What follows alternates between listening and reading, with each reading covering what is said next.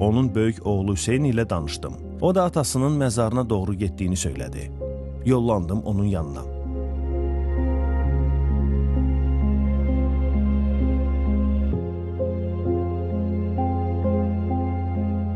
Hacı Şahin Xoşbəxt Ailə Modeli, Hardan Başlamalı, Yaradılışın Hədəfi adlı kitabların müəllifidir. Bəs Xoşbəxt Ailə Modeli kitabını yazan bir insan bu modeli yarada bilmişdi.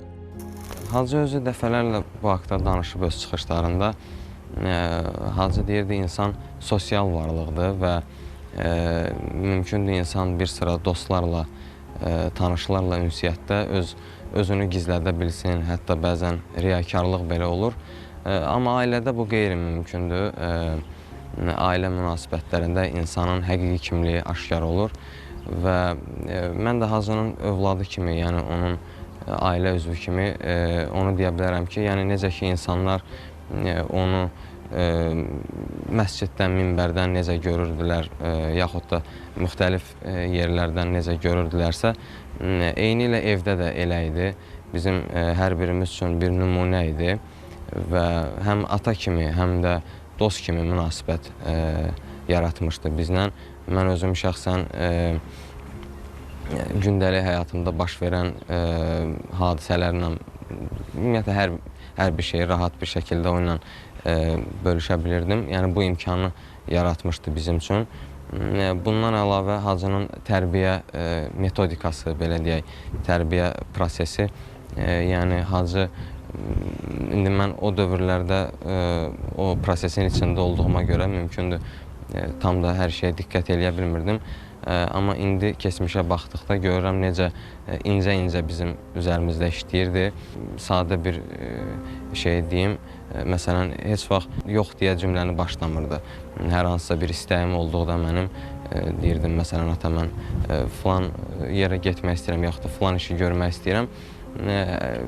Razılaşmayanda deyirdi, bəlkə sabah gedəsən, yaxud da başqa cür eləyək. Yəni, sanki alternativ təqdim eləyirdi. Yəni, belə incə-incə bizim üzərimizdə işləyirdi və təbii ki, biz də onun yanında özümüzü xoşbəxt hiss eləyirdik və ona görə bəli, düşünürəm, Hacı xoşbəxt ailə modelini yarada bilmişdi, yaratmışdı və bu yöndən də insanlara nümunə idi. Biz onu sağlam bir insan kimi tanımışıq. Heç vaxt ağrıları olmasından, xəstəliyindən bəhs eləməyib. Bəs ailədə bu cür şikayəti olurdu? Bəli, olub şikayəti, elə son günündə olmuşdu. Elə düşünürdü ki, o ağrı onun mədəsindəndir. Halbuki elə problem ürəyində idi. Son müsahibələrinin birində demişdi ki, ölüm hələ başlanğıcdır. Sanki bu anı tez yaşayacağını bilirdi. Böyük insanlar bəzi hallarda öz öləcəklərini hiss eləyirlər və hətta bəzən dəqiq tarixi belə bilə bilirlər. Amma mən Hacı ilə heç zaman bu haqda danışmamışam. O da heç zaman bu barədə söz açmayıb. İndi siz dediniz, o son müsahibələrinin birində ölümün hələ başlanğıc olduğunu qeyd edib və nəinki o müsahibədə, ümumiyyətlə hər zaman Hacı dünya həyatının müvəqqətiliyini və əbədi həyatın varlığını xatırlayıb və xatırladırdı. Odur ki, hətta bir dəfə yadımdadır, Hacı bir-iki günlük bir səfərdə idi. Mən ona yazmışdım ki, sən bir gün yoxsan şəhərdə, mənim üçün hər şey sönüb. Dedim ona ki, Allah eləməsin, indi sənə bir şey olsa, onda mən nə hisslər keçirdərəm. O, ilk öncə xoş sözlər demişdi mənə, yəni əzizləmişdi məni. Amma sonunda bildirmişdi ki, yəni bu həyatda hər bir şeyə hazır olmaq lazımdır və gec-tez biz hamımız bir-birimizdən ayrılacağıq və gec-tez də bir-birimizə qovuşacağıq. Yəni bu həyatı insan olduğu kimi dəyərləndirib, reallığı olduğu kimi dəyərləndirib tanısa, o zaman bir qədər soyuqqanlı olar və hadisələrə düzgün reaksiya verə bilər. Bəli, Hacı ölümü elə başlanğıc hesab eləyirdi. Onu son mənzilə yola salan insanların ardı arası kəsilmirdi. Bu sevgi necə yaranmışdı? Bəli, Hacı özü bir dəfə xütbələrinin birində bu haqda danışıb.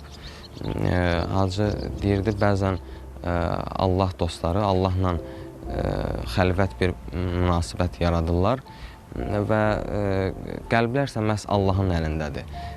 Qəlbə nəyisə əmr etmək qeyri-mümkündür. Qəlbləri idarə edən Allahdır və Allah dostları da bəzən xəlvət, yəni məhrəm bir münasibət yaradırlar Allahla və Allah da məhz o dostlarının sevgisini digər insanların qəlbində yerləşdirir və insanlar özləri də bilmədən o Allah dostlarını sevirlər.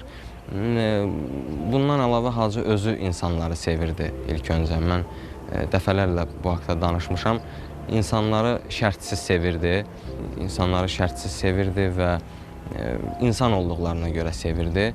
Ümumiyyətlə, Allahı sevən hər bir şəxs Allahın yaratdığı hər bir varlığı, hər bir şeyi sevir. Odur ki, düşünürəm elə bu iki səbəbdən idi ki, insanlar Hacını bu qədər sevirdilər. Bircə onu bilirəm ki, o indi həyatda olmasa da, amma onu sevənlər bundan sonra da sevəcək. Hər zaman da xatırlayacaqlar.